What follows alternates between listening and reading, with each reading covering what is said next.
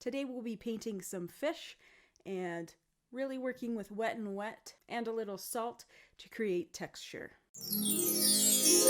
If you're new here, my name is Paige. I'm the Chief Pixel Pusher and Paintbrusher over at Gumption, and I'm here to help you approach art your way. Let's get started. I start my drawing by transferring my illustration to my paper. As you can see, I have taken a pencil and I'm tracing over this page. On the back side, I've just scraped my pencil lead across it, which makes a nice transfer if you don't have transfer paper.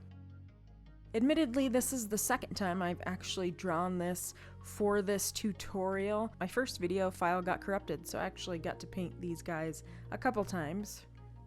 Next, I would clean up any edges with my pencil that maybe didn't transfer so well, and the painting begins.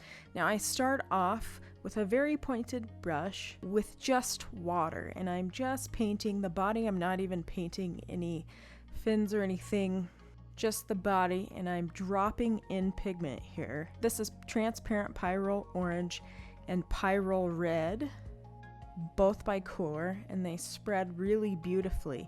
And so I'm just dropping the pigment into that water, and you can see how it creates this beautiful shape, and that is really what makes watercolor so special.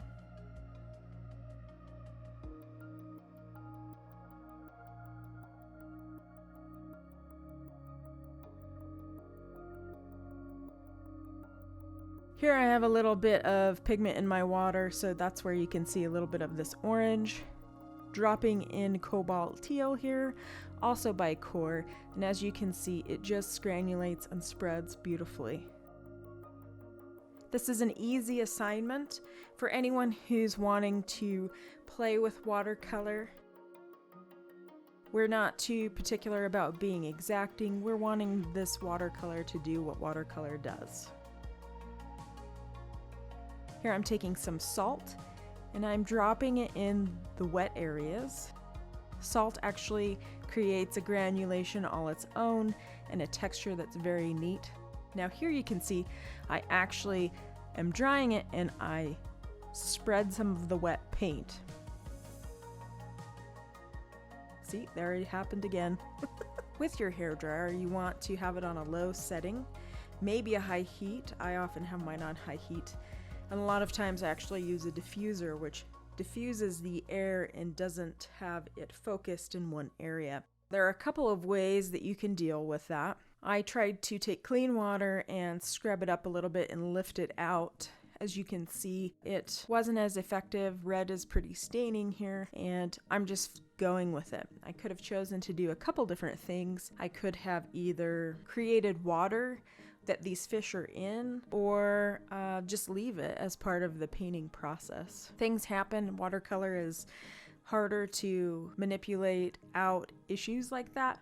Oftentimes you can, however. And what I did was, for this tutorial, I photoshopped out that part when I did the cover art for this. My point is, sometimes things go awry in watercolor and you either can go with the flow or you can start over. For me, this wasn't a big deal.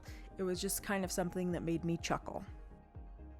So you can see I have a pretty limited palette for this, and I just keep working through this image in different parts, doing the wet and wet technique, dropping in pigment.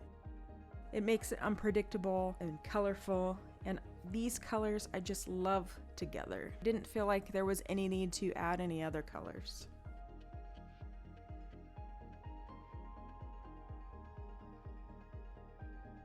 And I'm just working my way around each fish. So I'm working on the fins and other areas, then I turn it around and work on different parts, so each part can dry. Now you could use salt for every part of this if you wanted to.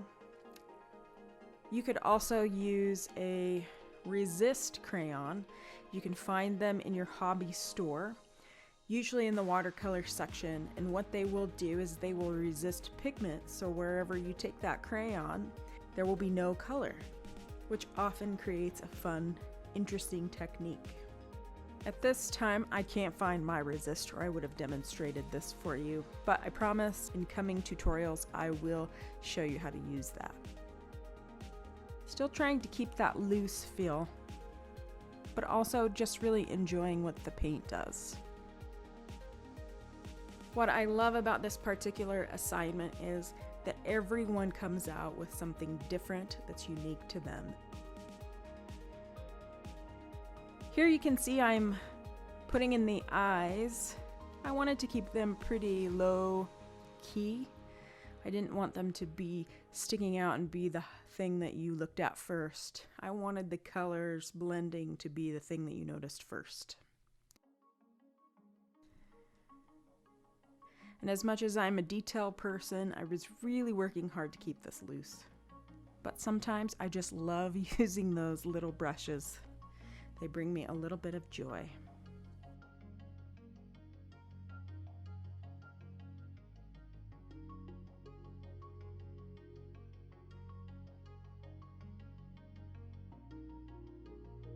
Here you can see I'm actually working along the body to give it some dimension.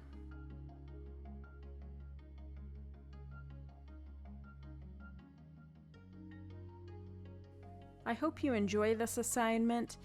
It really is a great assignment just to get your paintbrush wet and to get to working. You could pick anything, any kind of animal, whether it be koi or your dog. Keep it loose, keep it fresh, have fun. Trying to fix the mouth here a little bit so we see a little less of that orange. This kind of painting is very meditative, or feels a bit like a meditation. That is what I feel is really great about art. It allows you to kind of get lost in the doing and not worrying too much about the rest of it.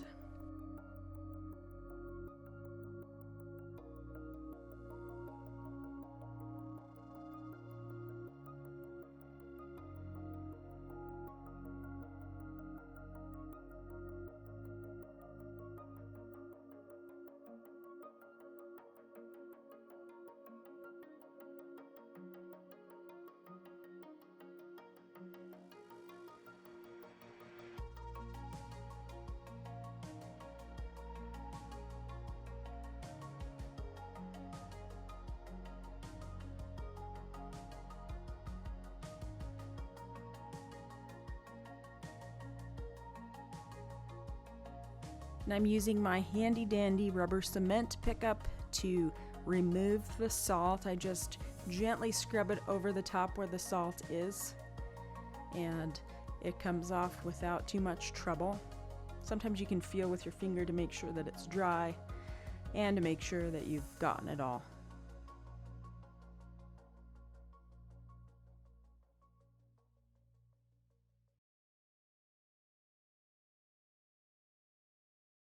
If you like this video, check out this video. It might also be right up your alley. Also, if you want to be notified when I have new videos out, go ahead and hit that subscribe button. Thanks for tuning in, and here's to hoping you have a great creative week.